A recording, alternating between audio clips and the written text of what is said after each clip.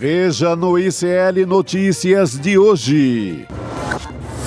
A guerra agora é no STF. Após rasteira do Congresso, Lula vai ao Supremo para manter decreto do IOF.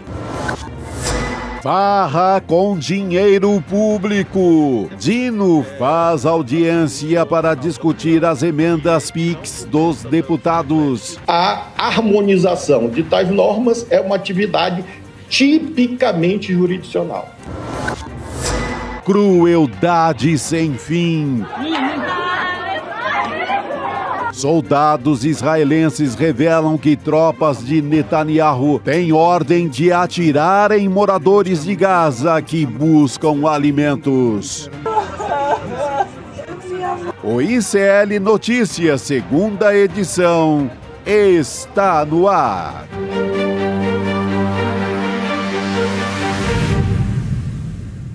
Olá, boa tarde. Hoje é sexta-feira, dia 27 de junho de 2025. Seja muito bem-vindo, seja bem-vinda ao ICL Notícias, segunda edição.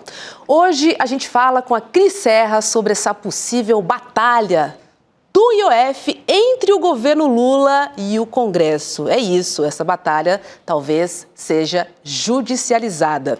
E o economista André Aranha, ele vai explicar para a gente como é que funcionam os benefícios fiscais e a sua relação com essa briga pelo imposto sobre operações financeiras. E para fechar, a gente vai até o Supremo Tribunal Federal conversar com Guga Noblar para repercutir um pouquinho essa audiência dessa tarde que trata das emendas impositivas. Lembrando que toda a nossa programação, que começa com Desperta e vem até o N2, é transmitida pela Pop TV do Rio Grande do Sul, pelo canal A Voz Trabalhadora e também pela web rádio São João, que fica lá no Ceará.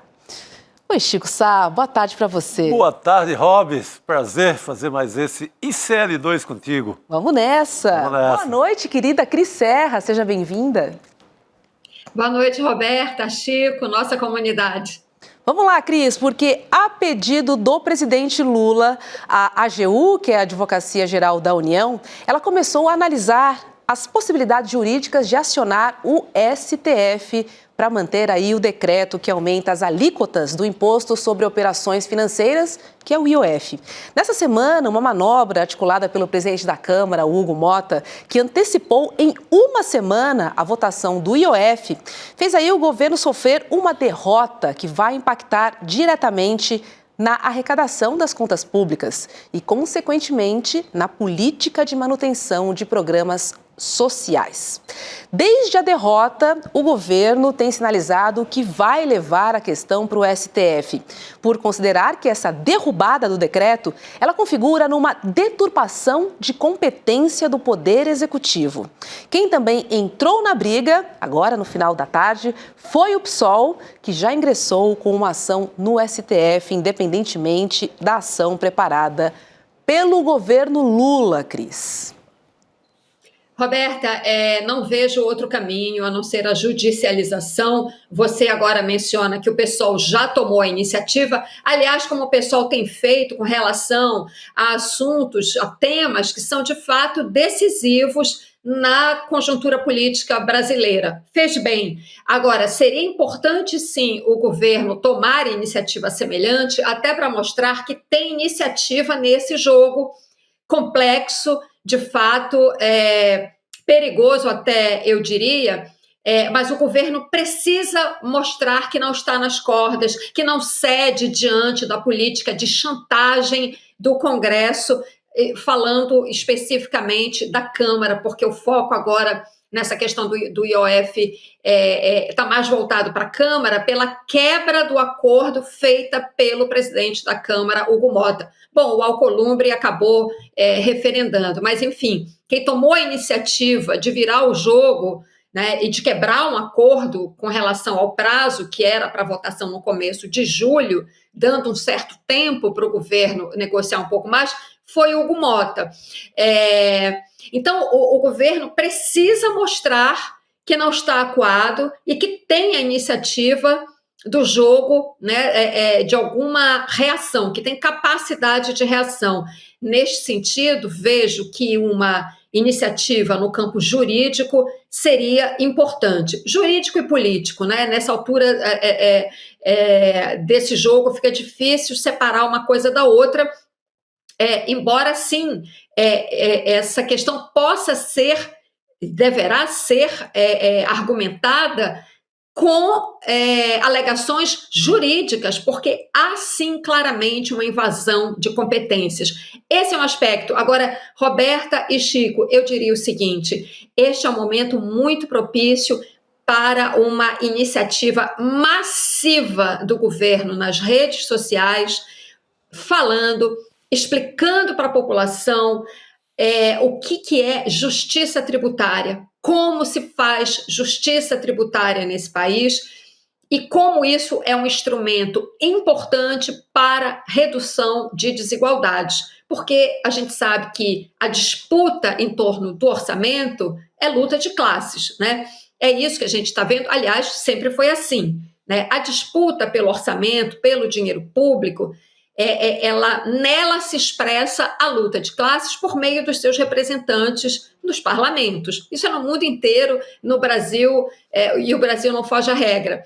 Então, é importante esse debate que o governo, o ministro Haddad, né, já tentaram introduzir e fazer de alguma forma, com aquela medida, inclusive, da isenção do imposto de renda para quem ganha até R$5.000, né? Mas é uma discussão que vem sendo atropelada por outras questões. Este momento agora, com a questão do IOF, é um momento mais do que propício para que essa discussão seja levada, como eu disse, maciçamente para as redes sociais, que é onde se dá a batalha de comunicação nesse momento no país, né? Então, o governo precisa ter essa iniciativa da comunicação nesse momento, explicando o que está em jogo nessa batalha do IOF no parlamento, que vai se transferir possivelmente não, porque o pessoal já tomou iniciativa, vai se transferir para o Supremo Tribunal Federal.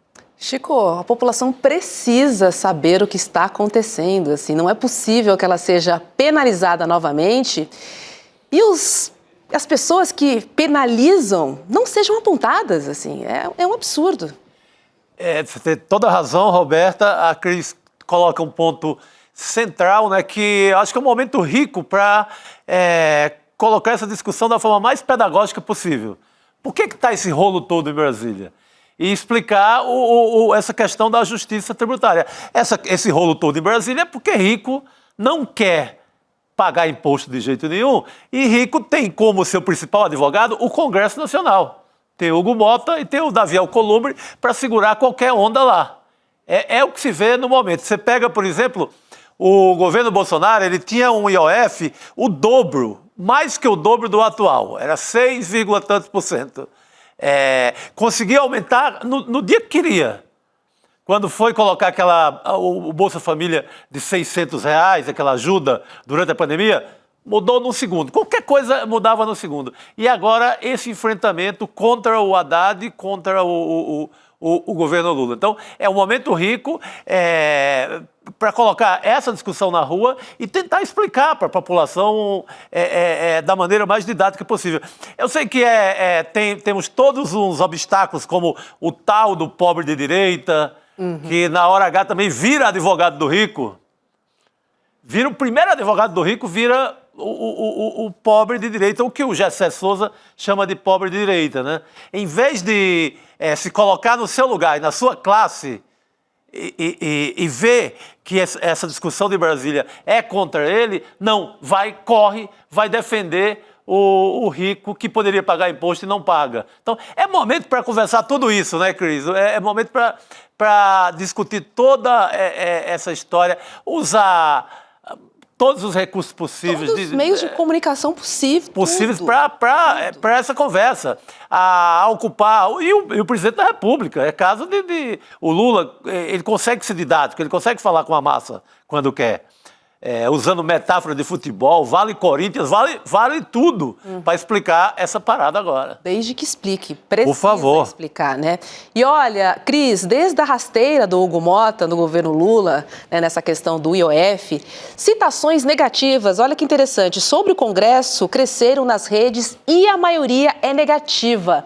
Mais de 29%, mais de 92%, na verdade. Olha só, esse é um levantamento do nosso parceiro, Pedro Barciela, que está na reportagem de Chico Alves, que é o editor-chefe do nosso portal, iclnoticias.com.br. Então, assim, a repercussão muito é interessante, bem negativa, né? 92%, Cris. Roberta, porque é isso mesmo. O que o Congresso fez... É importante a gente destacar isso. Não foi uma derrota do governo Lula, não foi uma derrota pessoal do Lula. Isso é uma derrota do país, é uma derrota da sociedade, é uma derrota, é uma espécie de vingança do Congresso contra nós, contra o povo brasileiro.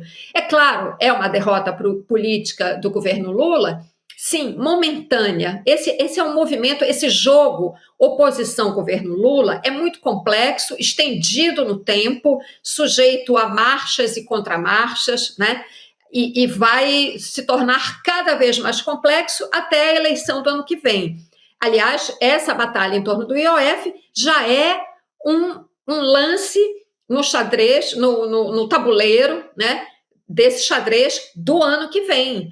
O que a oposição quer?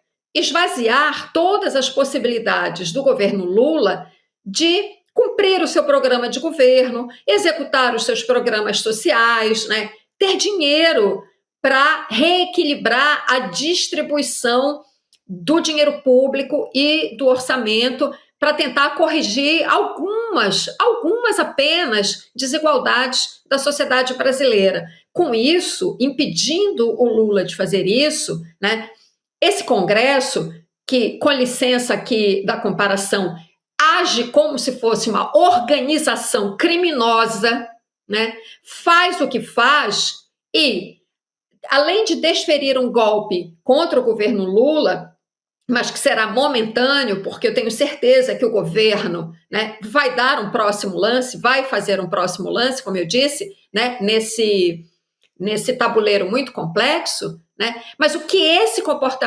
comportamento deste Congresso, que, como eu disse, comporta-se como uma organização criminosa, agindo ao colocar a faca no pescoço do presidente da República, está agindo contra nós, povo brasileiro. Então, é importante quando a pesquisa mostra essa percepção da população. Congresso inimigo do povo. É exatamente isso que se trata. Até porque, Roberta, a gente vinha de outra derrota do governo que era, assim, claramente um horror para qualquer pobre do Brasil, que foi aquela da taxa de luz. Ao derrubar um veto do Lula, o Congresso impôs um aumento na conta de luz dos mais pobres pelos próximos 25 anos. Então o Congresso já vinha nessa batida, nessa pisada aí de ser inimigo do povo. Então tá se consolidando essa ideia, e essa ideia vence nas redes sociais exatamente por isso, que a gente já vinha da questão da conta de luz, que é até de mais fácil compreensão. É mais fácil você explicar, olha, para derrubar um projeto do Lula, o governo aumenta o preço da luz. Quero ver quem não entende isso. Até no escuro você entende. Então... E, Chico, lembrando aqui, o acesso à energia, né, não só a iluminação dentro da sua casa, mas você poder ter um eletrodoméstico que funciona, que facilita a vida da dona de casa pobre, né? Se conseguir comprar uma máquina de lavar roupa. Isso tudo tem sido, desde o primeiro governo Lula, lá atrás, o governo Luz para Todos, é uma marca do governo Lula. O que a oposição quer? Exatamente desidratar essas marcas do governo Lula, né? Que mostram esse compromisso do governo com programas de grande alcance popular. Então, é muito sintomática essa medida que encarece a conta de luz, né? Ela vai, assim, ela é certeira. Cirúrgica, né, Cris? Uhum. Oi? Cirúrgica. Sim. Cirúrgica, ao atingir um programa tão popular, não um programa, porque agora a gente não está nem falando do programa Luz para Todos, mas um tema, né, que mexe tanto com o cotidiano das famílias, né? Qualquer família, em especial das famílias pobres. Com certeza, impacta todos, especialmente os mais vulneráveis, a gente Exato. sabe disso. Agora, gente, muitos analistas estão dizendo que a derrubada do decreto do IOF demonstra que o governo Lula está fragilizado e passou a ser emparedado pelo Congresso. O que muita gente não lembra, sobretudo na grande mídia, é que ao longo de 3 mandatos, esta não é a primeira vez que isso acontece com Lula. O governo já foi dado como derrotado em outras ocasiões, mas ele conseguiu dar a volta por cima. A gente separou uma arte aqui com alguns dos momentos fundamentais de crises do governo Lula ao longo de 3 mandatos, para a gente conversar um pouquinho aqui, ó. Temos no Lula 1, em 2005, o mensalão e em 2006, o apagão aéreo, que a gente lembra. Neste período, Lula foi reeleito com 60,83% dos votos. Depois veio Lula 2. E aí, em 2007, teve a corrupção dos Correios e, em 2008, a crise financeira global. O que aconteceu com o governo? Dilma foi eleita sucessora de Lula, ou seja, o PT permaneceu no poder.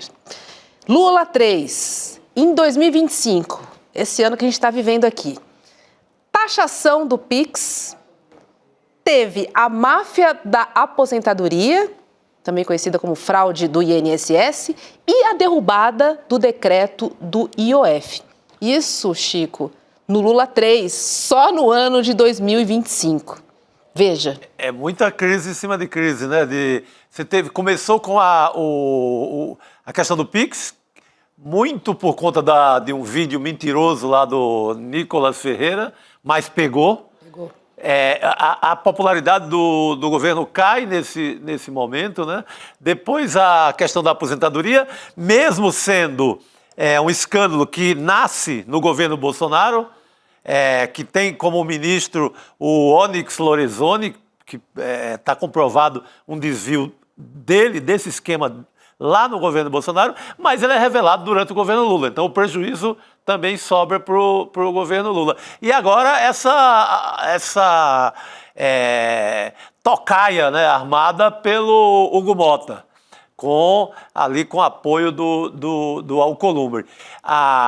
Eu acho que a diferença entre uma crise dessa e outra, contando desde o primeiro mandato, é com quanto de popularidade o governo estava em cada momento.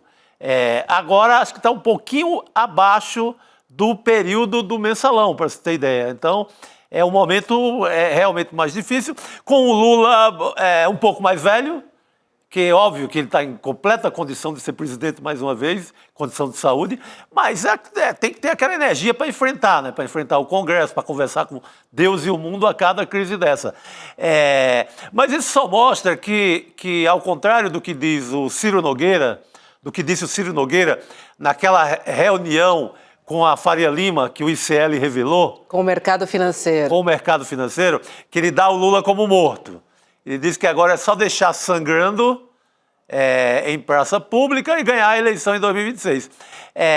Se você pega esse repertório, você pega a história recente do país, ela diz o contrário. Então, essa nossa artezinha aí, ela mostra que não é um presidente que tá enfrentando pela primeira vez dificuldade, que já pegou barra mais pesada e que conseguiu sair dela. Esse é o suspense agora. Conseguirá sair dessa ou não, Cris? Já vou passando para a Cris. Essa batata quente para a Cris aí. É uma batata quente. Chico, acho que você traz elementos importantes aí da crise, mas eu queria ponderar aqui algumas coisas. De fato, o Lula 1 e Lula 2 atravessou crises políticas gravíssimas em que o governo dele foi dado como acabado. Me lembro bem da cobertura daquela época, a cobertura da imprensa, né? Muita gente apostando, sim, acabou, não vai se recuperar, e se recuperou. Mas aí a gente tinha outro quadro, um elemento diferente do de hoje. A economia brasileira estava bombando. estou falando aqui, estou juntando, né? Os dois não, ótimo, ótimo. A economia brasileira bombando, assim, uma década gloriosa, mesmo com crise mundial, a tal marolinha que chegou aqui depois, enfim, a economia estava muito bem. Não existiam redes sociais, ou até existiam, mas não com a força que elas têm hoje, não com a configuração que elas têm hoje. Então, hoje, por mais que o governo, até na economia, tenha números positivos para apresentar, e tem, claro, não é o crescimento econômico hoje que o Brasil estava tendo naquela época. Sim. É diferente. Mas inflação sob controle, desemprego caindo, tem números na economia muito bons, tirando essa taxa de juros insana aí de 15%, enfim, que é uma discussão também. Mas, enfim, eu acho que a grande diferença é que naquela época não havia essa máquina do ódio digital, né, movida, financiada pela extrema-direita como a gente tem hoje. Então, ainda que na economia a gente esteja atravessando um cenário, dadas inclusive todas as circunstâncias mundiais, com guerra e tudo mais, ainda que a gente esteja atravessando uma situação sob controle, com crescimento, né, perspectiva de crescimento, né, tanto por parte do governo, todo mundo, enfim, que faz suas apostas, um crescimento baixo, sim, mas é crescimento, né? A mesma questão fiscal que fica a imprensa e a Faria Lima martelando o descontrole fiscal, descontrole, não é verdade, né? Não é esse descalabro aí que a gente ouve na mídia o tempo todo, enfim. Uma situação econômica, digamos, promissora, né? Mas tem uma máquina de ódio o tempo todo tentando sabotar o governo nessa guerra da palavra no mundo digital. E aí volta para o começo da nossa conversa, a questão do IOF. Tem que ter uma política consistente de comunicação nas plataformas digitais, porque é aí que está se dando o debate público, da opinião pública. É nessa dimensão, é nesses canais. Precisa ter política de comunicação para todos os meios. Rádio, TV, tem que falar com todo mundo. Mas o forte mesmo é nas plataformas, e o governo precisa, sim, e tem que ser uma coisa consistente. Não é quando tem uma crise, não é quando aparece um tema importante que vai ser votado no Congresso, entende? Acho que o governo ainda está devendo essa comunicação no mundo digital. É verdade, até porque a velocidade nos meios digitais é outra. Sim, Se a gente não considerar, a gente sempre vai ficar para trás. E sempre respondendo, nunca pautando, nunca chegando na frente, propondo. Sempre correndo atrás da história, né? Correndo atrás, se justificando. Não, a Cris acho que pontuou a grande diferença, é essa rede de ódio mesmo. É um elemento que a gente não tinha nos outros governos, né, em outros momentos. E também um orçamento, né, de emendas de 50 bilhões de reais. Representa muita coisa, uma grande mudança na correlação de forças. Você não tinha orçamento secreto, né? Você não tinha emendas PIX, você não tinha a maior parte do orçamento do país na mão do Congresso da forma que é agora. Essa é outro dado importantíssimo de mudança. Principalmente quando a gente pensa na balança do poder, né, entre o legislativo e o executivo. Sim. Parece que ela está mais equilibrada agora, tem essa sensação. E, Cris, hoje está rolando também uma pauta muito importante lá no STF, porque o próprio STF, então, convocou uma audiência pública para debater a constitucionalidade de dispositivos que tratam de emendas parlamentares impositivas. Aquelas que têm execução obrigatória pelo Poder Executivo, como, por exemplo, as emendas PIX, que o Chico acabou de falar aqui. Quem está comandando a audiência é o ministro Flávio Dino, que convidou professores, consultores, representantes de instituições, também outros especialistas para debater as regras necessárias para o pagamento das emendas. E entre os convidados, o advogado Malfrido Valder e a especialista Márcia Semer. Eles discursaram no STF e disseram que as emendas impositivas violam o sistema presidencialista brasileiro. Dino também afirmou na audiência que, abre aspas, não há espaço para vontades unilaterais. Isso ele se refere ao uso das emendas parlamentares. O que a gente pode esperar, Cris, dessa audiência? Roberta, eu não consegui assistir toda a audiência, até porque ela está vindo desde de manhã, mas eu consegui assistir agora à tarde algumas das manifestações, né? O ministro Flávio Dino é o relator, são, se eu não me engano, 3 ações que questionam essas emendas e essa distorção que foi criada, né, que você acaba de mencionar, inclusive, entre legislativo e executivo.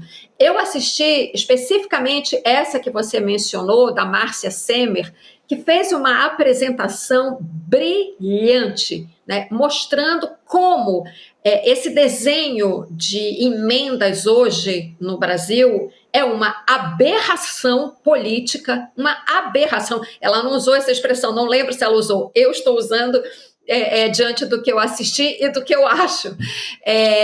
E como, com isso, o legislativo passou a usurpar atribuições do executivo.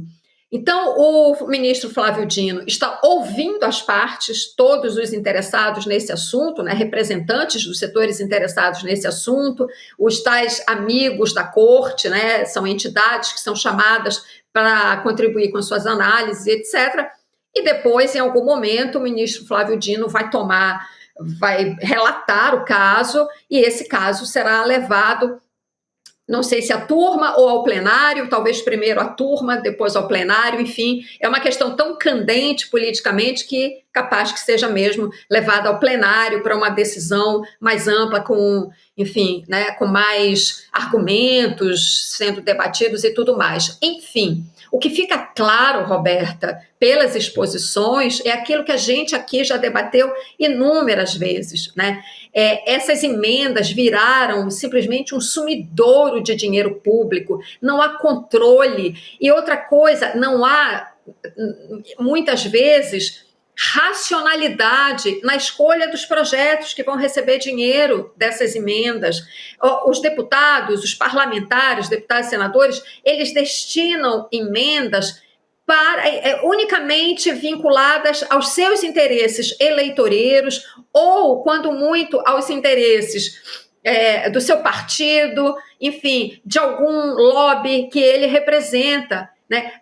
E nesse universo completamente sem controle, é impossível você controlar emendas destinadas por 513 deputados e 81 senadores. Não há estrutura de fiscalização possível em nenhum lugar do mundo capaz de ir lá checar e ver se o dinheiro está sendo aplicado ou não. Então, esse é um aspecto, né? Como isso se presta à corrupção, mas a outra coisa tão importante quanto é se essas emendas, as obras que elas se destinam a direcionar os recursos, se essas obras são necessárias dentro do que o país precisa, dentro das necessidades do país. E quem é que tem essa visão macro do país? É o executivo, que é eleito para isso, né? O papel do legislativo quando recebe a proposta orçamentária do executivo, no momento da discussão da proposta orçamentária,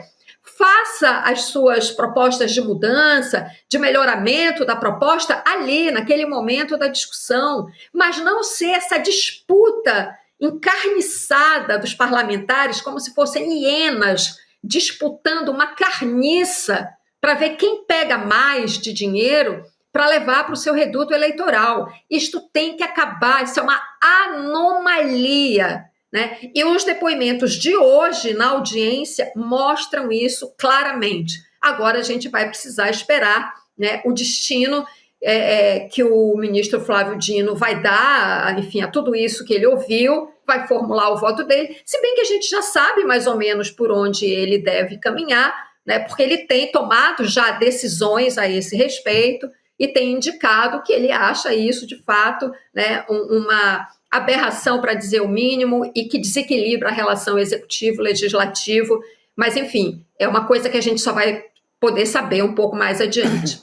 Agora, Chico, esse evento também contaria com a presença de Hugo Motta e Davi Alcolumbre, mas ambos cancelaram. Fugiram. Na última hora, essa ida ao STF. Você acha que essa ausência do Mota e do Alcolumbre é um recado claro em relação à situação das emendas? Total, é quase uma manchete, né? uma confissão de culpa. Ainda mais depois da emboscada que fizeram com o governo agora nessa semana, fugiram, não foram lá. E a Cris, Roberta, falando desse festival de emendas que servem a tudo menos ao povo, tem um caso agora em Barueri, eu tenho insistido nele porque é muito alarmante, que é no condomínio chamado Tamboré 1, em Alphaville. É um condomínio que é conhecido como Beverly Hills Paulista. Só mora aquele povo milionário de Bete, ou cantores sertanejos que têm muito dinheiro e etc. E o deputado chamado Fábio Teruel, do MDB, mandou para lá, no Emenda Pix, 2,5 milhões para obras do condomínio. Uau! Uma estradinha que chega, uma melhora aqui, uma melhora acolá. E o mais sensacional, parece uma fábula de Esopo, é como foi descoberto que foi esse deputado que mandou isso para lá. Esse deputado vai para a rede social com a mulher dele reclamar de um cachorrinho chamado Jack. Olha o cachorrinho chamado Jack ao serviço do povo brasileiro. O deputado vai para a rede social reclamando que tinha um cachorrinho que a dona estava deixando sair toda hora, que estava perturbando o condomínio e tal. E o cachorrinho vem a ser de uma cantora sertaneja chamada Simone Mendes. Antes ela cantava com a Simaria, para quem acompanha o mundo do sertanejo. E nesse rolo, nessa treta do condomínio, descobre que o deputado mora lá e associa ele, aí vão investigar quem levou esse asfalto e esses benefícios para esse condomínio, sendo que o dinheiro é nosso, do povo, o deputado. Então o deputado vai brigar por causa do cachorrinho da Simone Mendes e acaba ajudando até o Flávio Dino ter mais uma bela denúncia na mão, porque 2,2 milhões em emenda Pix para um condomínio de luxo, condomínio metido lá de Alphaville, é demais, né? É por isso que eles não querem transparência, né, Cris? Então, viva os cães do Brasil. Os cães são os melhores amigos da denúncia pública. Boa, Chico. São os melhores amigos do dinheiro público, boa, Chico. Cris, você melhorou a frase, é isso aí. Chico, Roberta, eu vou repetir aqui o que eu tenho dito. Tem vários assuntos que, quando a gente comenta aqui, gente, só tem uma maneira de resumir. É suco de sucupira. Isso total, que o Chico total. acaba de contar. A briga, a treta com a cantora sertaneja por causa do cachorro. Gente... Aí o cara é pego de calça curta porque vai reclamar do cachorro. É deputado.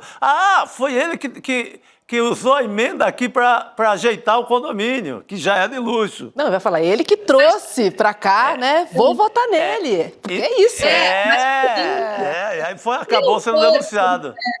Se não fosse Jack, se não fosse pela confusão do Jack, o cachorrinho, que botou a boca no trombone, todo mundo lá do condomínio ia ficar caladinho, muito feliz com as obras do dinheiro público, né? Exatamente, porque essa mesma gente só reclama de Bolsa Família. Isso. Esse povo só quer viver de Bolsa Família. Essa mesma gente de Alphaville, né, que vive beneficiada até por não pagar imposto, que é o maior dos benefícios, cheio de isenção, essa gente que fica reclamando do Bolsa Família no Brasil. É isso, né? Chico, essa gente que fica reclamando, não consigo contratar ninguém, porque agora todo mundo está recebendo o benefício do Bolsa Família e não quer trabalhar. É essa gente. Exatamente. Meu Deus, e aí a gente entende, né, por que é importante para esses deputados, por que eles brigam tanto por essas emendas, né? Porque, logicamente, que eles querem se reeleger. Só que, assim, colaborar com o governo não é possível, porque eu também não quero a reeleição do governo. Exatamente. Então, é bem por aí, assim, raciocínio bem rápido aqui para a gente entender essa briga aqui. Cris Serra, querida, sextou, obrigada e um ótimo final de semana para você. Sextou, gente? Sextou. Bom fim de semana. Boa noite, Cris. Obrigado. Chega mais, Rodrigo Viana. Voltando aqui. Opa! O homem trabalha, o homem voltou. Tava lá fora acompanhando atualizações aqui de Boa, notícia. tem atualização pra gente? Tem uma, peraí que a nossa chefia tá pedindo para eu ir mais para a esquerda. Eu não sei, eles estão achando que eu sou muito direitista. Deixa eu ir pra cá, isso. Mas, Roberta, Chico, boa noite, né? Boa noite. Tem atualização, sim. Né? O ministro Alexandre de Moraes marcou audiências para ouvir testemunhas do Núcleo 2, né? O Núcleo 1 praticamente terminou, né? Agora faltam as alegações finais e tal. Mas o Núcleo 2 da trama golpista, as oitivas de testemunha já tem data para começar, dia 14 de julho. E tem gente muito importante nesse núcleo, Chico. É o núcleo composto por 6 pessoas, entre elas o Silvinei Vasquez, aquele da Polícia Rodoviária, Sim. ele mandou parar carro para atrapalhar a votação no segundo turno de 2022. Então, as testemunhas relativas a esse núcleo, no qual estão Silvinei Vasquez, o general Mário Fernandes, general que está preso, está respondendo preso pelo inquérito de golpe de Estado, e o Felipe Martins, aquele tal assessor de assuntos internacionais que fez até um sinal considerado de extrema-direita e tal, era assessor no governo Bolsonaro. E olha que interessante, são as testemunhas deles, não é o depoimento deles, são testemunhas relativas a esses réus. Sabe quem é que o Felipe Martins escolheu como testemunha, Roberta? 2 nomes, Carlos e Eduardo Bolsonaro. O 02 e o 03 do ex-presidente Jair serão testemunhas, Chico. Nós vamos ter essa atração aí no mês de julho. Que maravilha. Os 2 têm depoimento marcado para o dia 16. Os depoimentos começam dia 14, mas desses 2 há uma previsão de que os depoimentos sejam no dia 16. A informação é da jornalista Juliana Dalpiva, nossa colega aqui do ICL. Carluxo e Eduardo Bolsonaro, testemunhas. Não sei como é que vai ser o depoimento do Eduardo. Será que vai ser à distância? Ele vai lá na Casa Branca pedir para o Donald Trump para usar Eu acho que ele vai internet? pegar um guichezinho lá e vai transmitir de lá. Vai transmitir né? direto de Também lá. acho. Pode ser. Mas antes da gente avançar aqui, né, já que falamos em Carluxo e Eduardo Bolsonaro, eu queria trazer essa matéria que estava aí na tela, que a nossa produção já tinha colocado na tela, falando em Eduardo Bolsonaro. Olha que interessante, Chico e Roberta. A Bela Megali traz essa informação. Irritação de Eduardo Bolsonaro com Tarcísio. Por quê? Aí a gente tem a seguinte apuração. O Eduardo Bolsonaro está irritado, não só porque o Tarcísio está se articulando para ser o candidato a presidente. Botando as manguinhas para fora. Está botando todas as manguinhas para fora. Mas olha a apuração que vem também na coluna da Bela Megali, isso que eu queria trazer aqui para vocês, e que tem a ver com toda essa disputa aí presidencial, né? O bolsonarismo quer que o Tarcísio assuma o compromisso de atacar o Supremo. Que vire um feroz cão contra o Supremo, Quer que ele assuma esse compromisso. E o Eduardo Bolsonaro considera que o Tarcísio não tem cumprido essa tarefa. Olha só a queixa do Eduardo Bolsonaro que está lá nos Estados Unidos. O Tarcísio não fez qualquer movimento até agora para se reunir com autoridades da gestão Donald Trump para ajudar a acelerar punições contra o Alexandre de Moraes. Ele queria que o Tarcísio fosse lá. Olha que situação que é colocar o cara, hein? Eles só na própria pele. Só na própria pele. Impressionante. Aí o Eduardo anotou na caderneta dele, o Eduardo Bolsonaro, que o ex-ministro Tarcísio, o governador de São Paulo agora, esteve em agenda nos Estados Unidos no mês passado e não dedicou 1 minuto sequer do seu tempo a esse tema. Ou seja, o Tarcísio não foi lá conversar com a extrema-direita do Trump e tal para ajudar a criar constrangimentos para o Alexandre de Moraes. Então tem não é assim impressão, existe esse mal-estar tremendo entre a família Bolsonaro e o Tarcísio. Tem pipocado uma nota aqui, outra acolá, do bolsonarismo meio revoltado com o Tarcísio. Sim. Porque eles querem que ele vá para a briga de maneira mais forte, que ele ataque o Supremo, que ele prometa que, uma vez eleito presidente, vai ser inimigo do Supremo. E o Tarcísio, para manter o seu equilíbrio e agradar a burguesia paulistana, a burguesia da Faria Lima, agradar o Estadão, a Folha, o Globo, mantém-se ali com um grau de civilidade. Então é uma sinuca que ele se encontra. Agora, domingo tem manifestação bolsonarista em São Paulo. Tarcísio vai. Certamente a família Bolsonaro vai anotar qual é o tom que ele vai usar. Será que o Tarcísio sobe o tom contra o Supremo ou ele se mantém do jeito que está? Isso tudo vai ajudar a definir se ele será mesmo o candidato da família Bolsonaro ou se eles vão escolher o Eduardo ou a Michele para ser o candidato em 2026. Eu acho que escolhe alguém da casa, o Tarcísio não é candidato. Eu continuo recebendo muitos indícios e informações de que o Tarcísio não é candidato porque está muito comprometido com negócios em São Paulo. Mas a burguesia que você citou, Roberta, a grande burguesia... É, né? o povo do dinheiro. Dinheiro. Pode chamar de burguesia, outros chamam de Faria Lima. Isso. Eu, às vezes, chamo de Fiesp, De porque eu tenho a mercado, cabeça a antiga elite. e acho que é a Fiesp que manda. Mas agora não é mais Agora a é o Fiesp. mercado financeiro. Então, essa turma quer o Tarcísio, prefere o Tarcísio.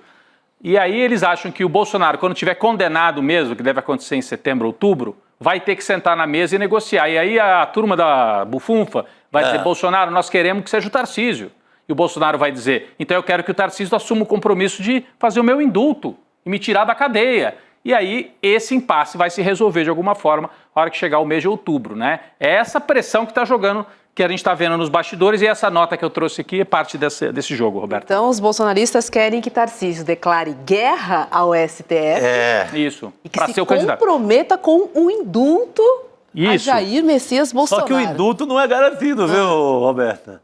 O Gilmar Mendes, com esse Supremo, o indulto não sai. Quer dizer, eles podem aprovar o indulto e o Supremo falar inconstitucional.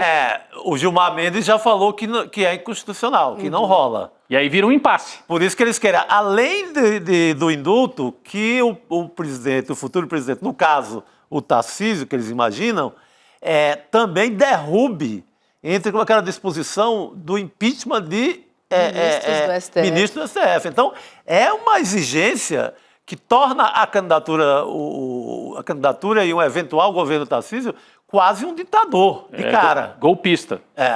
Que ele assume o compromisso de praticamente fechar o Supremo. Não vai ser com o cabo e o soldado, mas agora com o Tarcísio, se ele for eleito e se topar esse arranjo institucional. Será que o mercado quer alguém tão radical assim? Também fico pensando. Eu acho que não. Eu acho que Eles não. preferiam um meio termo. O moderado. Entre aspas. Entre aspas. Olha, gente, deixa eu trazer um recado, porque vem aí uma nova edição de um dos maiores sucessos da história do ICL, viu? Tô falando da história do ICL. Aula aberta e gratuita. Investir é para todos, com Eduardo Moreira. Essa é a primeira aula, viu? Que qualquer pessoa precisa ver antes de investir. Para você ficar atenta e atento às pegadinhas, porque são muitas. Notinha de rodapé, porcentagem. Como a gente não entende muito, o que acontece? A gente cai. A gente cai. E nessa aula você vai aprender de uma vez por todas como é que funciona o mercado financeiro, os erros mais comuns de quem começa a investir, principalmente como aplicar o seu dinheiro com segurança nesse mercado que a gente pouco conhece. Bom, Eduardo Moreira tem mais de 20 anos de experiência, no mercado financeiro e é bicampeão do Prêmio Best como o maior influenciador de economia e negócios. Então, se você quer mudar a sua vida financeira e cuidar da sua saúde financeira, você não pode perder. É neste domingo, depois de amanhã, dia 29 de junho, às 8 horas da noite, ao vivo e online. E você precisa garantir a sua vaga, hein? Corre lá em icln2.com.br, icln2.com.br, ou vem aqui, nesse QR Code. Você vai aprender a não cair em pegadinha mesmo de banco, né? Aquele gerente que às vezes até é bem intencionado, te pega ali desprevenido e coloca ali aquele plano de investimento que é uma roubada, né? Aí começa a falar de porcentagem, de imposto, de dedução. Você vai pagar mais imposto do que o que vai render, né? Ou então que não tem imposto, mas aí a porcentagem é pequena. Tem muita pegadinha. E tem essa aula com o Edu para ajudar a gente a entender. Eu já caí em várias. É domingo agora, né? Domingo 8 horas da noite. Exatamente. Vamos chamar agora nosso parceiro, nosso colega, o jornalista Guga Noblar, que está à frente do STF, gente, para falar sobre a audiência pública de hoje. Guga, como a gente estava comentando aqui com a Cris, o STF convocou uma audiência pública para hoje para debater a constitucionalidade de dispositivos que tratam das emendas parlamentares impositivas, como, por exemplo, as emendas PIX. O Dino comandou a sessão, que contou com vários especialistas e também outros convidados. E falando em convidados, também teve a ausência marcante de Hugo Mota e Davi Alcolumbre. Eles desmarcaram na última hora. E aí, Guga, eu jogo para você aí contar mais pra gente, principalmente se a audiência já acabou, quem passou por aí, se você conseguiu conversar com as pessoas. Acabou. Boa noite. Pois é. Ô Robs, boa noite para toda a audiência do ICL. Pois é, acabou a audiência, terminou, enfim. Ela tinha começado às 9 da manhã, portanto, foi uma audiência longa, exaustiva. 32 especialistas falaram aqui hoje, 30 contrários à farra das emendas impositivas, a essa obrigatoriedade do governo de ter que pagar 1,2%, depois agora 2% da receita corrente líquida do governo. É muita grana que está sendo despejada na mão dos deputados e dos senadores. E aí teve, portanto, essa ação, uma ação direta de inconstitucionalidade movida pelo PSOL, pela Abrage, Associação Brasileira de Jornalismo Investigativo, e pela Procuradoria-Geral, para questionar a legalidade dessas emendas. Isso que é, para quem não sabe ainda, uma herança do Eduardo Cunha. 2015, quando ele era presidente da Câmara, ele conseguiu aprovar a imposição no pagamento de emenda parlamentar. E aí a farra foi aumentando ao longo do tempo. Em 2019, no governo Bolsonaro, criou a emenda PIX. E aí o dinheiro vai direto para a prefeitura ou para o estado, chega praticamente em tempo real, né? Ao contrário da emenda individual, quando ela é, enfim, paga pelo governo, ela tem toda uma burocracia, tem termo de fomento que tem que assinar, tem convênio que tem que assinar. Isso tudo faz com que a emenda demore, às vezes 1 até 2 anos, para chegar no município. Às vezes nem chega durante a prefeitura daquele que queria ser atendido pela emenda. E com a emenda PIX eles conseguiram fazer isso vapt-vupt, né? De um dia para o outro. Ainda criaram no governo Bolsonaro o orçamento secreto. Foi o Luiz Eduardo Ramos, ministro do Bolsonaro, junto com Alcolumbre, presidente do Senado, que vieram com essa ideia de bombar a emenda de relator. E aí, a partir dali, daquele dinheiro dali, ele era despejado via indicação de deputados, sem que eles tivessem que colocar a autoria, sem que eles tivessem que se identificar e nem mesmo dizer para onde ia o dinheiro. Então virou uma bagunça. O Flávio Dino passou a comprar essa briga com os deputados e senadores há cerca de 1 ano, 11 meses atrás, quando ele mandou congelar o pagamento de emendas que não conseguiam comprovar a origem e o destino. Boa parte das emendas PIX ficaram congeladas por conta dessa decisão do Flávio Dino. E aí, hoje, a gente teve mais um capítulo dessa batalha entre Flávio Dino e os congressistas. Claro, teve um anticlímax, porque era aguardada a presença do Hugo Mota e do Alcolumbre. Cadê? Não vieram, apesar de terem marcado presença. Disseram ontem que viriam, mandaram recado, ficou aquela sensação de que eles queriam pressionar, intimidar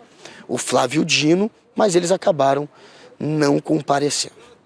Pois é, inclusive o Flávio Dino mandou um recado, né, nessa audiência, melhor dizendo, de hoje, né?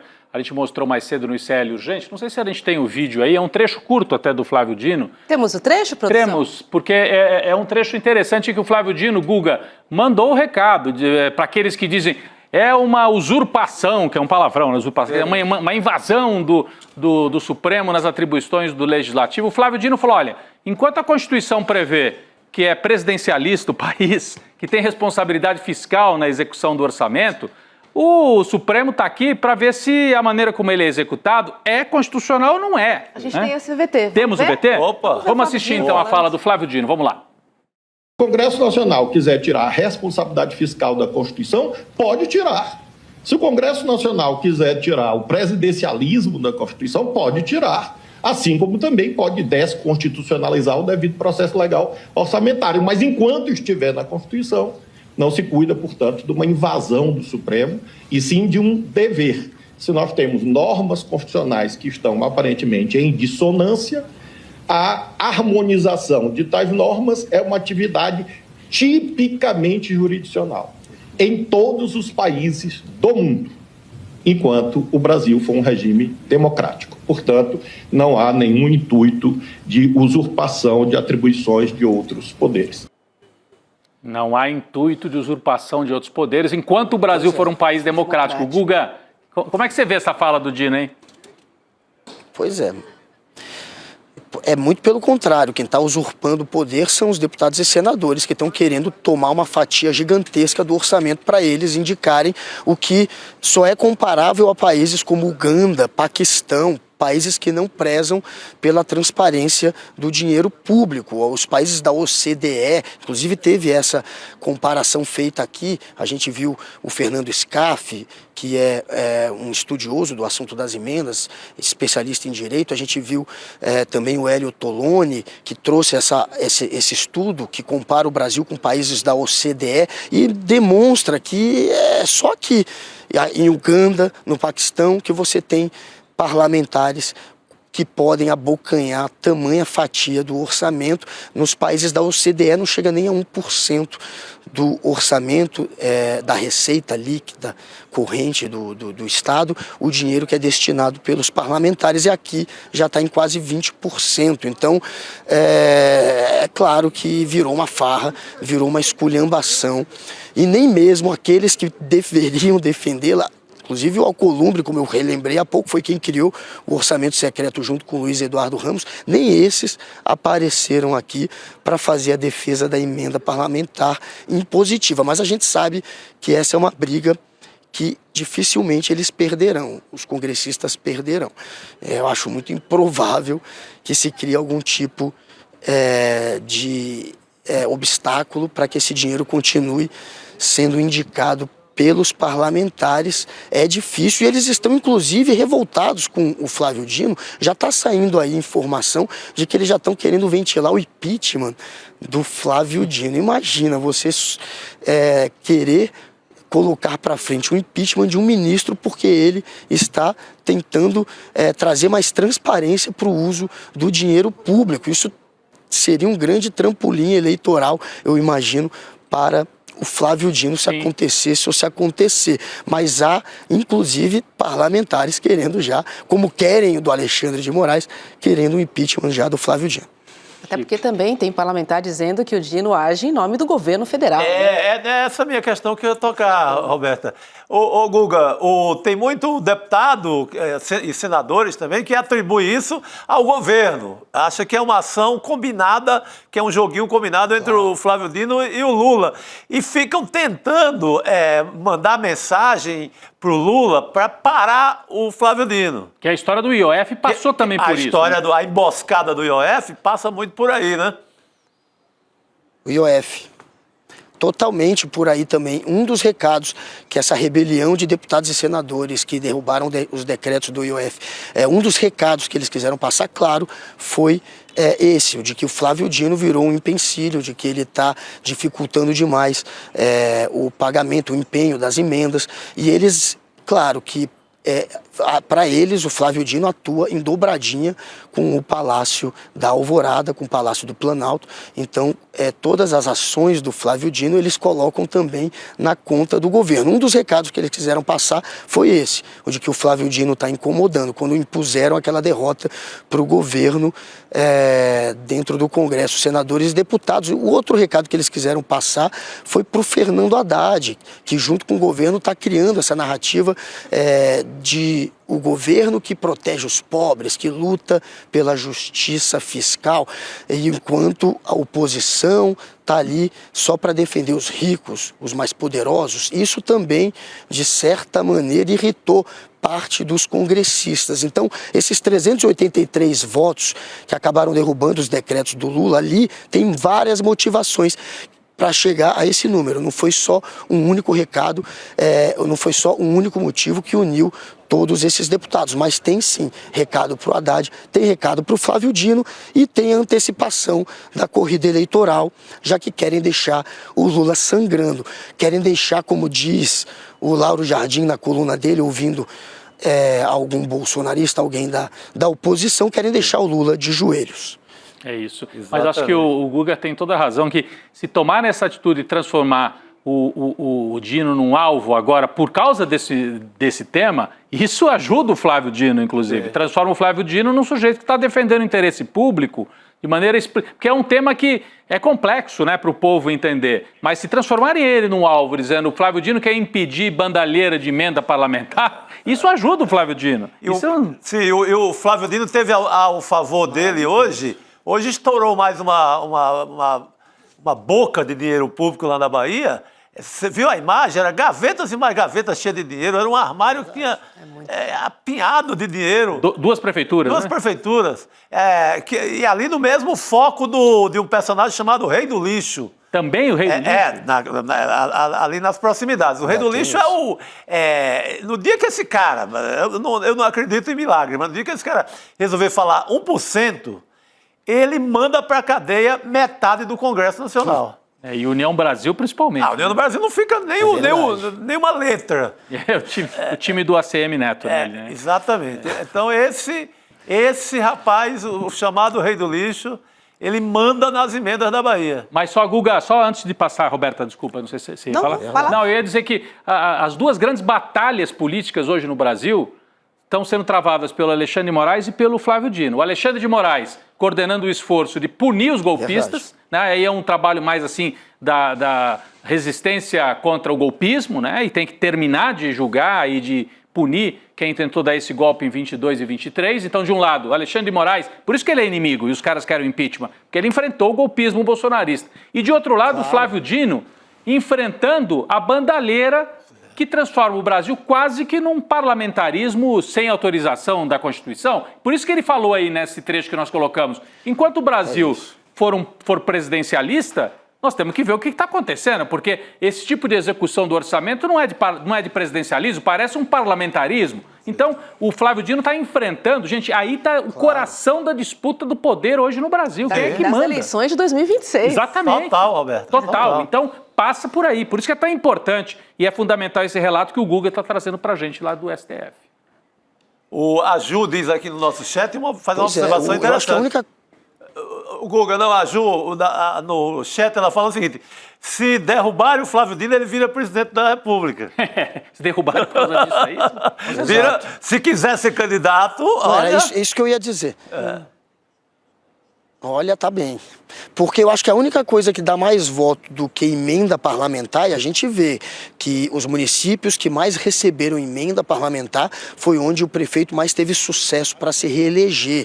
Dos 51 municípios que mais receberam emenda, em 50 o prefeito se reelegeu, 98% de reeleição. Portanto, naqueles que menos receberam emenda, cai para 70%, até um pouco menos de 70% o sucesso na reeleição. Então, emenda ajuda a reeleger, mas eu acho que a única coisa que elege mais do que essa farra das emendas é você se colocar contra essa farra das emendas, até porque o orçamento secreto, essa história toda, vai virar um dia talvez o maior caso de corrupção da história do Brasil. Aí sim tem bilhões e bilhões sendo despejados de maneira que a gente não tem transparência e a gente não sabe para onde foi. E se o Dino virar aquele que está se colocando contra isso, aquele que luta pela transparência, tem até mais potencial de voto aí do que para os prefeitos que estão se lambuzando com as emendas impositivas. Bota lambuzando nisso, é muita grana. Guga Noblar, obrigada. Bom final de semana para você. Valeu, Guga. Beijo. Chega de plantão por Boa hoje. noite, querido. Sextou pra nós. Bela gravata do Guga. O Guga tá bonito. Estica para sexta-feira. Acho que terno novo também. Já pode emendar para o happy hour lá em Brasília. Já vai, chique. Isso. A gente retoma agora as discussões sobre a batalha dessa semana, né, entre o governo e o Congresso por conta do IOF. E chamamos agora para conversar o economista André Aranha, que é também editor-chefe do jornal Caneta Crítica.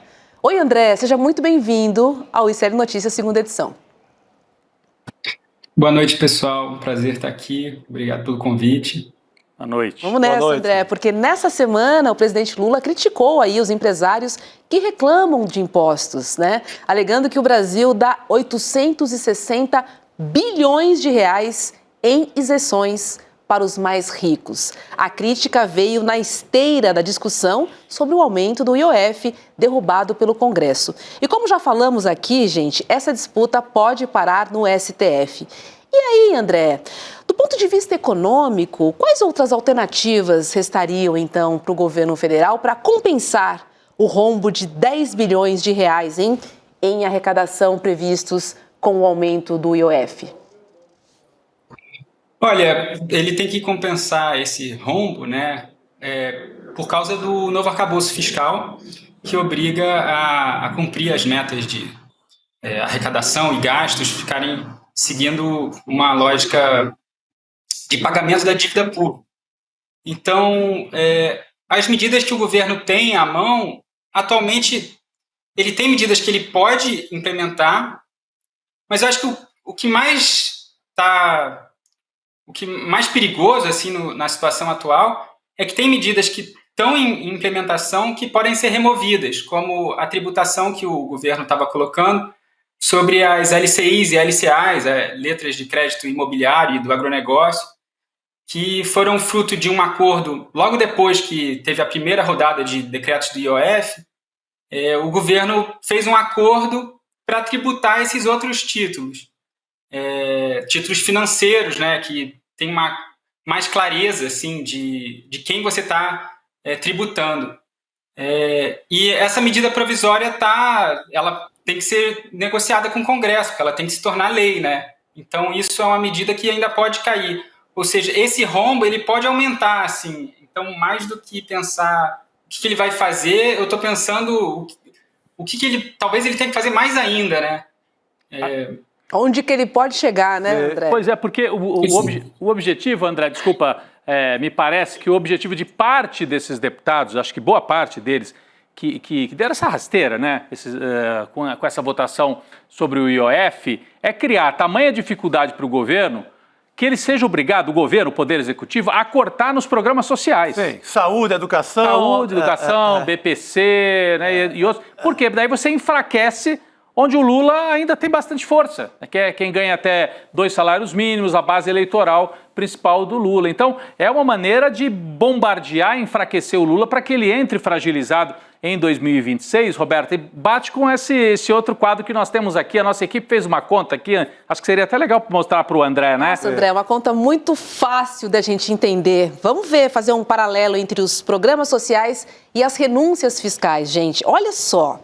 O Bolsa Família, em 2025, tem um custo de 158 bilhões, tá?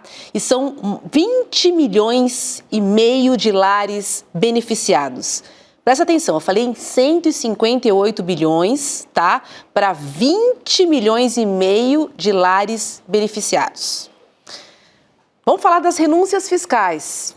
De janeiro de 2024 até fevereiro de 2025. Lembra que eu falei dos 158 bilhões? Eu vou trazer esse número de volta aqui. Só que este número de 158 bilhões, eles beneficiam 96 empresas apenas. Meu Deus, é imoralidade. Ou seja, o tamanho do Bolsa Família é o mesmo tamanho da renúncia fiscal. Deixa o quadrinho mais um pouquinho, vou só pedir para a nossa equipe deixar o quadrinho na tela. Quem está só nos ouvindo, se puder olhar para a tela, né? Claro, quem estiver no rádio não vai poder, mas quem está às vezes nos ouvindo pela internet... Olha aí a comparação que a Roberta trouxe aí no quadro. Bolsa Família, 158 bilhões. Esse cálculo foi feito pela nossa equipe do programa Mercado e Investimentos. Renúncia fiscal só de 96 empresas, Roberta, é o mesmo tamanho do Bolsa Família. E aí eles querem fazer a gente acreditar, Chico, que o problema é excesso de programa social no Brasil. É um negócio absurdo. Mas eu queria ouvir o nosso André Aranha sobre isso. Quer dizer, esse debate. A sociedade não está... Esses números não estão chegando lá na ponta, não é isso? Exatamente. O governo Lula tem colocado essa proposta de fazer um ajuste fiscal progressista, né? Se ele vai ter que cortar gastos, ele tenta segurar isso e aumentar os impostos sobre os ricos. Isso é uma postura que ele tem feito desde o início desse mandato, né? Então, o ministro Fernando Haddad colocou aquela taxação sobre os fundos fechados, né, das famílias mais ricas, tem fundos financeiros que não eram tributados. Fundos em paraísos fiscais, o governo colocou essa tributação. Então, tem diversas medidas que têm sido colocadas que são de melhorar essa justiça tributária, assim. E essas isenções fiscais que vocês estão trazendo aí sobre essas empresas é bem esse cerne do debate. No Brasil, hoje, a gente tem um Estado que tem um custo, mas ele tem um efeito positivo sobre, né, esses programas sociais. E na América Latina, ele é um país totalmente destacado, assim, de ter um sistema único de saúde, né, ter uma previdência grande, assim, para atingir boa parte da população. Mas essas questões têm custo, e no Brasil a tributação não está focada nos ricos, né, ela está muito direcionada às pessoas mais pobres. E eu acho engraçado, nesse debate do IOF, faz todo um celeuma ao redor de ter aumentado um imposto que é sobre operações financeiras, né? Enfim, quem vai pagar essa conta é uma coisa difusa e passa pelos bancos, pelo crédito, por quem tem cartão de crédito lá fora. E nesses últimos anos, os estados no Brasil aumentaram o ICMS, né, a alíquota de ICMS, em uma coisa que nunca tinha ocorrido antes. Assim, o Maranhão chegou a aumentar em 5% o valor da alíquota modal, saltando de 18% para 23%. Isso é imposto sobre consumo, todo pessoa vai no supermercado, tem que pagar isso, e isso não está no debate, porque o debate é todo no governo federal, né, no executivo federal. O que o legislativo faz e o que os entes subnacionais fazem nunca é debatido, né? É tudo culpa do Haddad e do Lula, né? E olha, apesar de todas as dificuldades, né, do governo Lula com o Congresso, o índice de desemprego ele continua batendo recordes mês após mês. A taxa de desocupação caiu para 6,2% no trimestre de março a maio de 2025. Essa é uma queda de 1 ponto percentual na comparação com o mesmo trimestre do ano passado. Já o contingente de trabalhadores com carteira assinada no setor privado, ele atingiu um patamar recorde de quase 40 milhões. André, temos bons números quando a gente pensa aqui, quando a gente lê, né, interpreta a macroeconomia. Mas, de novo, acho que é uma tecla também que a gente bate muito aqui, né?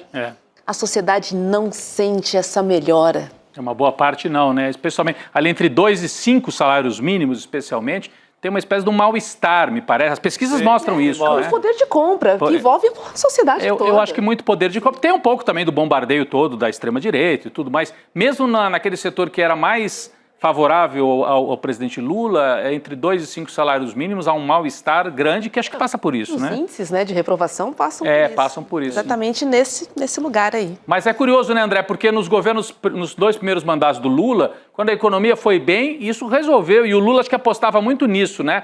Eu vou arrumar a economia, baixar o desemprego, melhorar o consumo, e com isso eu acelero, né, nesse Lula 3 para talvez ter um Lula 4.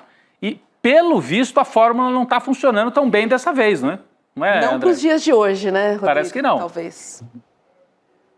Eu diria, enfim, tem uma questão de problema de representação, né, de como as pessoas estão tendo um acesso ao que o governo, o que é o Estado, né, o que é o governo, e aí tem essas novas mídias e toda essa questão da comunicação do governo que tem dificuldade. E aí, enfim, foge um pouco ao meu campo, eu vou falar mais da economia. A gente teve impactos na inflação de alimentos, mas que também não explicam tanto, né? Alguns alimentos subiram muito, mas em outros governos isso aconteceu também. Por que isso está tão comprometendo tanto, né, a popularidade do presidente? E na minha opinião, o que eu estou vendo assim é que a gente está num cenário que é diferente do cenário de 20 anos atrás, né? Agora, o endividamento das famílias está muito maior e isso se tornou uma questão crônica assim, para muitas famílias, desse capitalismo financiarizado que a gente vive hoje, que tudo é crédito, tudo é financeiro. Então, por mais que o desemprego tenha caído, ele tem uma qualidade, né? Esses empregos criados, as pessoas não têm tanto bem-estar quanto elas tinham 20 anos atrás. Esse mesmo número não significa mais a mesma coisa. E também essa questão de os modos de trabalho foram se precarizando, né? Então, muita gente é MEI e quem tem carteira assinada ainda tem medo da Previdência, né, que está toda hora tendo uma reforma, reduzindo direitos. Então, enfim, muita gente com medo, né, da CPJ, né, e sem segurança sobre o futuro. Você é carteira assinada, mas a economia tendo crises atrás de crises, né? Então, essa insegurança, que é uma marca, né, do mundo, da economia contemporânea, também gera uma insatisfação latente, assim, uma vontade de mudança, né, das pessoas. Por mais que o número esteja aparentemente bem, tem muita insatisfação aí guardada, sabe? Pois é. Não adianta falar a 8ª maior economia do mundo, né? Assim. Mas isso que ele falou do endividamento é um dado interessante. Quer dizer, as pessoas conseguem um emprego, então... E acho que todos nós, né, temos isso. Você vê pessoas aí próximas, estavam desempregados, voltaram a ter trabalho, mas às vezes com uma remuneração menor, e aí tem dívida já passada. Então, comecei a ter um emprego novo, mas mal dá para pagar as prestações que já estavam ali para trás. Então, tem uma sensação de mal-estar. Demora para ter esse alívio, né? Isso, né? Porque em 2005, 2006, lá no primeiro mandato do Lula, deu uma melhorada, as pessoas tiveram a impressão de um salto mesmo, veio de uma base muito ruim para uma base melhor. E agora essa sensação de bem-estar parece que não está se consolidando tanto, é um fato. É interessante olhar para trás e quando a gente pensa no presente também, é difícil fazer um investimento, né? É difícil você projetar também com uma taxa a 15%, fica muito complicado. Assim, tentar resolver a situação do passado, você também fica preso. Agora, apesar disso tudo, a aposta, eu conversava com algumas pessoas aí ligadas ao governo, a aposta do Lula continua sendo, no segundo semestre, os preços dos alimentos caírem, e já começaram a cair, até a gente tem a notícia, né? Já começaram a cair. O café não, mas outros alimentos começaram a cair. Então, a aposta de Lula é safra alta, preços em queda, desemprego também caindo, e aí melhorar um pouco a sensação econômica para melhorar os índices também de popularidade. Vamos ver se dessa vez funciona igual lá 2005, 2006. Vocês abriram o programa mostrando, né, que a crise do mensalão, todo mundo dizia, agora o Lula não se reelege. Já era, acabou. E se reelegeu em 2006. Vamos cuidar também aguardar. Da comunicação digital, né, das redes sociais, mudou. porque Um outro a velocidade que a informação circula nesse espaço... É um outro país, assim, realmente um strike muito grande que não dá para reverter, fica difícil reverter. A gente viu isso. No caso do Pix. Exatamente. Deixa eu me despedir do André, desejar um ótimo final de semana e friozinho para vocês se estiverem em São Paulo como a gente aqui. Mas mesmo fora de São Paulo tem frio. Tô no Rio. Até no Rio tá frio. Até no Rio tá frio, Obrigada, André. Boa noite para você. Obrigado, querido. Boa noite. Valeu. Gente, e agora uma novidade bacana para você. Edu Moreira vem aí fazer uma participação especial aqui no N2 dessa sexta-feira para falar sobre o seu novo livro, Edu, O Guia Definitivo para Empreender com Sucesso. Muito bacana! Esse é o seu 13º livro, meu caro? É isso. 13º. O objetivo é um dia ter mais ou menos uns 10% do sucesso de Chico Sá, né? Esse é o meu objetivo. Quando eu chegar ali nos 70, 80 anos, né? Se eu tiver conseguido 10%... Vamos dividir esse sucesso, o escritor verdadeiro tá aqui, ó. Esse é o escritor verdadeiro. Eu sou um aprendiz. Olha que não, hein? Olha que esse jogo tá mudando, hein? Não, tá nada, cara. Mas deixa eu falar uma coisa, eu tô até prestando atenção no que vocês estão falando, e é interessantíssimo, e aí eu já vou até mostrar para vocês, o livro tá aqui na minha mão, já vou mostrar para vocês, e tem um presentaço pra galera levar pro final de semana, que eu acho que todo mundo vai gostar muito desse negócio que a gente inventou. Ultra inovador, não existe em lugar nenhum do mundo. A gente tá falando dessa questão econômica, né? E tem vários fatores aí, Chico, Rodrigo e Roberta. Economia, ela é muito mais algo expectacional, né, do que algo que a gente vê agora na nossa vida. Então, a primeira coisa importante é o seguinte, mais importante do que o índice de desemprego caiu de 6,8 para 6,6. Olhando só isso, óbvio, não é ruim. Se o índice de desemprego sobe, a gente vai falar que é ruim. Se cai, a gente vai dizer que é bom. Mas por que isso não está fazendo diferença? Porque o que faz diferença na vida das pessoas, em termos econômicos, isso vale para a ação também, tá? A ação sobe, não é quando o resultado da empresa saiu bom, é quando as expectativas em relação ao futuro da empresa melhoram. Então, a pergunta certa a se fazer para as pessoas é o seguinte, como você vê a sua vida do jeito que as coisas estão daqui a 2 anos, 5 anos, 10 anos? Você acha que sua vida está melhorando e ela vai melhorar? E as pessoas não têm essa percepção. E aí vem uma coisa curiosa, elas não têm essa percepção por causa de um monte de coisa junto. Elas não têm essa percepção porque a vida delas pouco mudou ao longo dos últimos 10 anos. No governo Lula 1 e Lula 2, a vida das pessoas mudou de uma maneira muito, muito aparente. Você tem um efeito base, né? Sim. Tanto é que no plano real, a vida de todo mundo muda muito também de uma maneira que elas podem sentir. Então, naquele momento, é o que salva o Fernando Henrique Cardoso ali, que estava indo mal de popularidade, tudo, sei o quê. Isso é o que salva ele. Lula 1 e Lula 2, a gente viu a entrevista do Mano Brown lá com o Lula, a vida das pessoas dá uma bela melhorada. As pessoas hoje em dia não conseguem sentir a vida delas melhorando. Porque o aumento real do salário mínimo, isso, obviamente, é bom, não é ruim. Eu não estou falando mal do governo nesse caso, do aumento real do salário mínimo. Eu só estou falando que R$30 a mais, a gente acha que R$30 para pobre é muito dinheiro. Para mim não é nada. Não é, gente. Para ninguém R$30 é muito dinheiro. R$30 para qualquer pessoa é nada, entendeu? Não faz diferença na vida da pessoa. As pessoas não estão olhando e falando, agora os meus filhos vão começar a se formar, e não sei, como tinha no governo Lula 1 e Lula 2, teve as novidades. Não tem essa novidade. Mas no Bolsonaro era muito pior.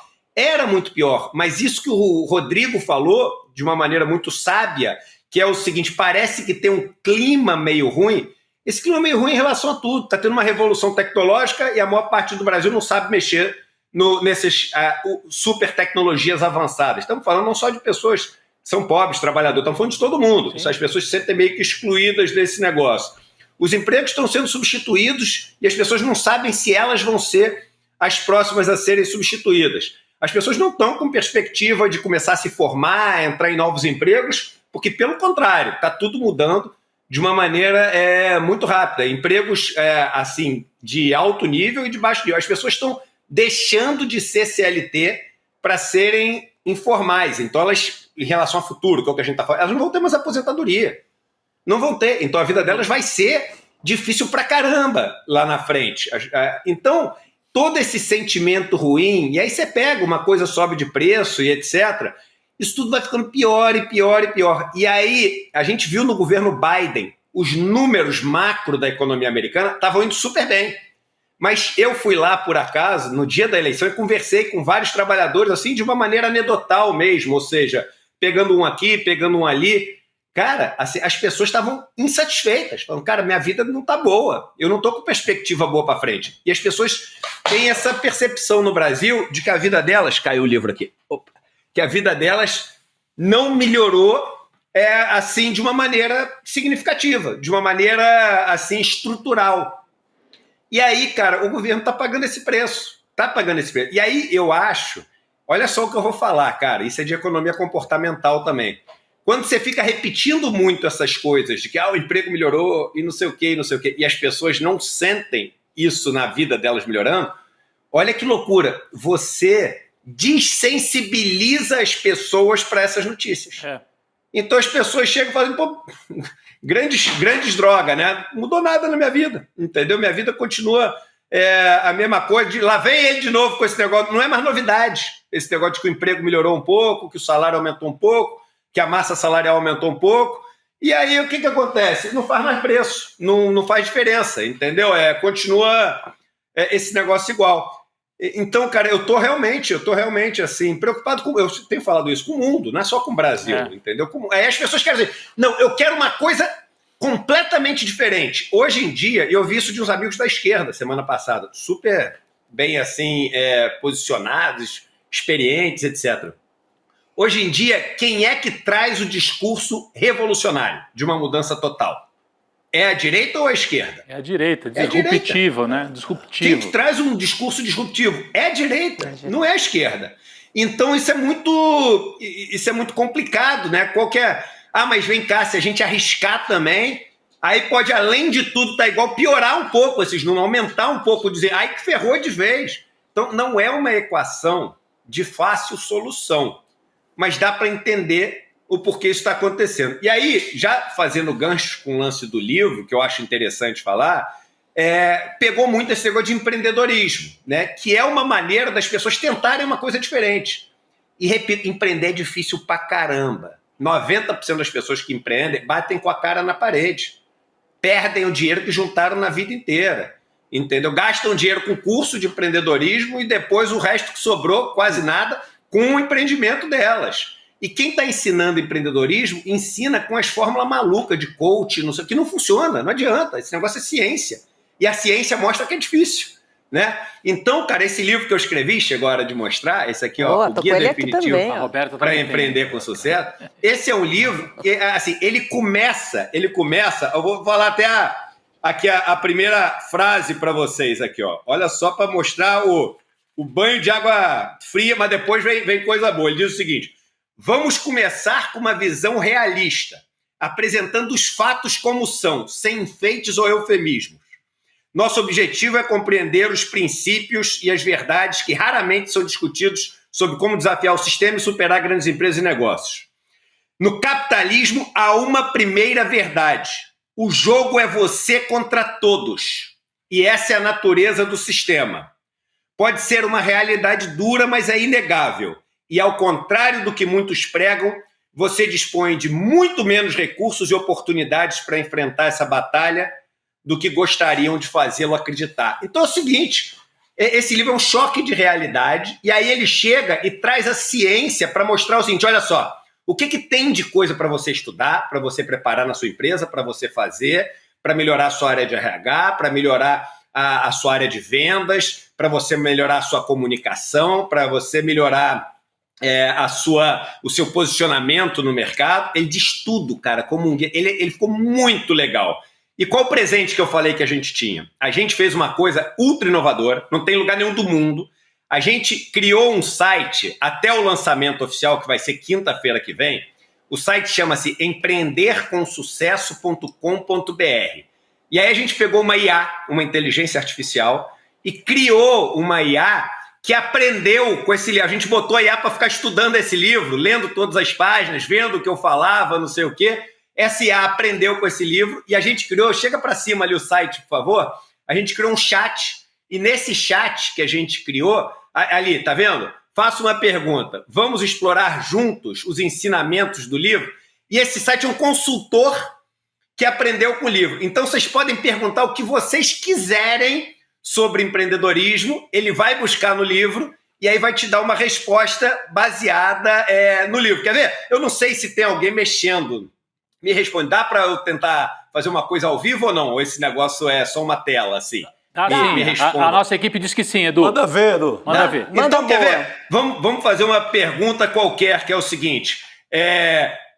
Me diga 3 princípios básicos para eu começar um empreendimento com sucesso. Por exemplo, entendeu? Qualquer coisa. Ou se vocês quiserem fazer qualquer outra pergunta, podem fazer também. Mas só para mostrar que legal o negócio e de graça, até quinta-feira que vem, para todo mundo usar. Se vocês puderem, escrevam aí, dá um enter aí pro pessoal poder Edu, a gente não conseguiu, viu, inserir a pergunta ali, mas eu quero saber de você. A resposta vem com o meu irmão também ou não? Podia vir, né? Meu irmão, minha irmã. Você até uma coisa dá para ensinar. Dá para ensinar a inteligência artificial. Mas então é o seguinte, o link. Então vamos lá, todo mundo entra e faz a pergunta que vocês quiserem. Vocês vão ficar encantados. A Rafa, que trabalha direto comigo, né? A Rafaela, ela pegou, o marido dela escreveu os negócios assim, falou: caraca, o negócio já me deu um monte de dica que nem os consultores me deram. Legal. Cara, eu tô impressionado. É muito, muito, muito legal. E é de graça. Consultores que cobrariam uma grana para responder coisas que as pessoas vão ter de graça. Então entrem, se divirtam no final de semana e espalhem esse link para todo mundo poder brincar ali, né? E fazer sério também para pegar as dicas. Empreendercomsucesso.com.br. Está no chat agora. Então, se quiser testar, é só clicar no link do chat e começar a se divertir. Vocês vão adorar, porque realmente é uma coisa nova, não tem lugar nenhum. Parece que agora tá indo, Edu. Faz a pergunta de novo, que agora destravou lá. Vai lá. Pensa aí, Roberta. Roberta é boa para fazer pergunta. Se não tiver no livro, ele vai dizer que não tem no livro, e aí vai te dar alguma indicação. Faz, Roberta, qualquer pergunta, para não parecer que a gente ensaiou e combinou. Sobre empreendimento, sobre contratação, sobre vendas, sobre o que você quiser imaginar. Qual a maior pegadinha do mercado financeiro? Pode ser essa? Acho que pode, vamos ver se ele tem resposta. A gente está falando de mercado financeiro, né? Não é um livro de mercado financeiro, de empreendedorismo, mas vamos ver o que ele responde. A brincadeira é exatamente essa. Vamos tentar. Vamos ver o que ele vai... Olha lá, eu tô falando, cara, é alucinante o negócio, cara. Ele já respondeu? Olha só. Olha lá. Aí. Tá mandando todas. Olha lá que legal, cara. Volta lá pro começo para ver. Olha que legal como ele vai responder. Sobe um pouquinho a tela, então, sobe um pouquinho ali a tela. Ah, não, ali no chat, do né? Campo, tem que clicar, dentro do campo do clica chat. Dentro do chat e sobe, se vocês... Isso aí, ó. A pegadinha dos custos ocultos são essas. Uma das principais armadilhas é não calcular corretamente todos os custos envolvidos em um negócio. Roberta, não sou eu respondendo, não. É a IA lá baseada no Edu. O autor exemplifica com a sua experiência E aí, onde o modelo de precificação foi mal calibrado desde o início, os custos de fabricação e manutenção dos totens, por exemplo, não foram adequadamente considerados. Foi buscar, Roberto. Você fez uma pergunta difícil. Corrigir uma precificação mal feita depois que a empresa já está funcionando é quase impossível. Cara, é muito legal, cara. É muito bacana. legal. As pessoas vão pirar, cara. É muito legal mesmo. Pode fazer a pergunta que vocês quiserem. Virou um consultor que aprendeu comigo, que eu botei nesse livro, assim, todas as experiências que eu tive na vida. E o último capítulo é um capítulo só de conselhos mesmo, pessoais. Então, acho que as pessoas vão se divertir muito. Quer dizer, o livro vira um site que, por sua vez, ensina automaticamente com perguntas e respostas. É basicamente isso, né? Exatamente. Legal, interessante, que né? bacana. É algo inovador, hein? É um negócio completamente inovador. Nunca ninguém fez isso. Muito legal, Edu. Muito legal. Empreendercomsucesso.com.br é o link. Viu? Mas olha que interessante. É fundamental saber também as perguntas a se fazer. Isso é que é legal. Vai lá, né? Rodrigão. Faz uma pergunta a você. Vamos lá, Rodrigão. Ou o Chico. Qualquer um, faz aí. Vai, Chico, vai você. Qual a melhor área de negócios para empreender hoje no Brasil? Opa! Boa. Não deve ter no livro a área, mas vamos ver o que ele vai responder. Vamos ver. Talvez responda uma coisa interessante. Boa. Qual? Tudo isso, galera, a gente combinou zero, hein? Então, pode ser que saia. O Eduardo não diz no Brasil. Tudo ao vivo. O Eduardo não diz especificamente isso, mas aí ele vai falar coisas que tem no livro, cara. Vamos ver. Vamos lá. É muito legal esse negócio. Em 3 segundos, cara, eu fiquei né? impressionado com a capacidade que os caras conseguiram treinar essa inteligência artificial aí. E olha lá, ele vai buscar no conhecimento todo. Ele tá pensando bastante. Tá pulando mais do que o Guga Nobral. Tá igual o Guga lá na transmissão. Vamos lá! Vamos, sabe o que pode estar acontecendo? Eu te digo exatamente o que pode estar acontecendo. Deve ter um monte de gente que viu e tá fazendo pergunta ao mesmo tempo pro chat. Aí o chat demora mais um pouco para responder, porque tem um monte de gente utilizando ali. Mas vai ser interessante. Eu vou sair daqui. Se sair a resposta, vocês entrem aí antes de terminar o programa e mostrem pra galera. Tá ótimo. Que eu acho que a galera vai curtir. Vocês vão, enfim, vocês vão ficar encantados com o negócio. Usem o fim de semana para tirar as dúvidas todas da empresa, não sei o quê. Na quinta da semana que vem a gente está junto. Principalmente para você que já está empreendendo. Porque, olha, as dúvidas, né, as surpresinhas surgem a todo instante também. Exatamente. Muito bom. É fonte de consulta permanente, né, um livro desse. Valeu. É isso aí, isso aí. E Edu, só pra gente finalizar, hoje foi ao ar o último episódio do ICL Tank, falando em empreendedorismo. Queria saber o que você achou do nosso reality, porque eu fiquei apaixonada. Apaixonada. E eu falei o seguinte, Roberta, é muito caro, falei isso hoje no rolê, é muito caro fazer um reality show. Muito caro. Você tem que montar uma estrutura toda, tem o prêmio, que é bastante dinheiro, aí você tem que voar as pessoas, né, para cá, para poder participarem ao vivo, etc. Então, o que a gente escolheu? A gente, mesmo sabendo que isso faria os primeiros episódios serem, assim, menos dinâmicos e menos bonitos, digamos assim, a gente fez os 2 primeiros episódios com as conversas online que a gente fez no Zoom com as pessoas. Por que a gente escolheu fazer assim? Mesmo sabendo que isso atrapalharia um pouco a audiência dos primeiros episódios. Porque tiveram mais de 1.000 pessoas que se inscreveram. E só dessas pessoas estarem ali era uma maneira que a gente tinha de promover essas empresas que não iam passar para a fase final. Então era uma maneira das pessoas conhecerem, das pessoas verem casos que são inspiradores, de casos que são bonitos pra caramba. E aí, a partir do 3º episódio, aí são as pessoas viajaram para São Paulo. E aí numa boa, e vocês sabem o quanto eu sou crítico no sentido de achar coisa, eu sou perfeccionista pra caramba, eu tô o tempo inteiro querendo me comparar com o Globo, com esses negócios todos. Cara, o nosso reality show, do 3º episódio em diante, não deixa nada a desejar pros realities de TV, dos tanks da TV. Nada, nada, nada, nada. Eu, no final do 3º episódio, eu chorei, cara. Chorei de chorar mesmo, porque é tão bonito, todos eles se abraçando, se ajudando, esse clima de parceria ali na história. E aí a gente vê, cara, as pessoas que vão passando de fase, a emoção no rosto delas, a gente perceber, né, que as pessoas têm histórias assim, cara, empreendimentos tão incríveis, tão diferentes, nos 4 cantos do Brasil. É inspirador assistir o ICL Tank, cara, é inspirador. E eu acho que a gente terminou com 7 empresas ali. Meus filhos, eles são apaixonados em reality show, né? São adolescentes. E eles amaram, eles só falam, papai, eu só achei que teve pouca eliminação, porque eles gostam da emoção de ter pouca eliminação. Mas a gente escolheu que a gente, cara, queria que o mínimo de pessoas sofresse ali, né, cara? Mas, cara, tá demais a parada. A aula do Gilvan é maravilhosa, a aula do Rafa é muito boa. Você arrebentou. O Edmo e a Débora também. Tá muito maneiro, gente. Assistam porque vale a pena. Cada eliminação foi doída pra mim, Edu, confesso, porque eu fiquei amiga de todos eles, né? A gente se encontrou por alguns dias aqui em São Paulo. É isso, Edu. Vamos lá, vamos nessa. 7h02. Beijo pra você. Saiu a resposta ou não? Fiquei na dúvida se saiu ou se o negócio tá travado lá. Não saiu. Então deve ter muita gente acessando. Todo mundo ali acessando isso. Daqui a pouquinho vai sair, a maior parte das pessoas vai começar a aliviar o sistema ali. O consultor vai ficar disponível para você. Corre lá, empreendercomsucesso.com.br. Eu ia fazer uma brincadeira, Edu, que além do Empreender com Sucesso... Eu ouvi, acho que cortaram o meu áudio aqui. Não, além do ICL, além do Empreender com Sucesso e do Tank, tem agora a nossa chefia diz que precisamos encerrar. É um importante programa aqui da casa. Beijo, Edu, bom final de semana. Até mais, querido. Valeu. Tchau. Então vamos nessa, né? Precisamos encerrar. Oficialmente, quem é que encerra? Olha, tem um negócio bom no Brasil. A inteligência artificial não respondeu ainda, mas vai responder. Eu acho que esse negócio das bebidas artesanais é um bom negócio. Jurubeba. Liberado a Jurubeba. Liberada, vamos embora. Obrigada, comunidade. Muito obrigada pela sua companhia. Segunda. Um ótimo final de semana. E segunda-feira tem mais aqui na programação do ICL. Tchau. Faltam só 2 dias para nossa aula Investir é para Todos.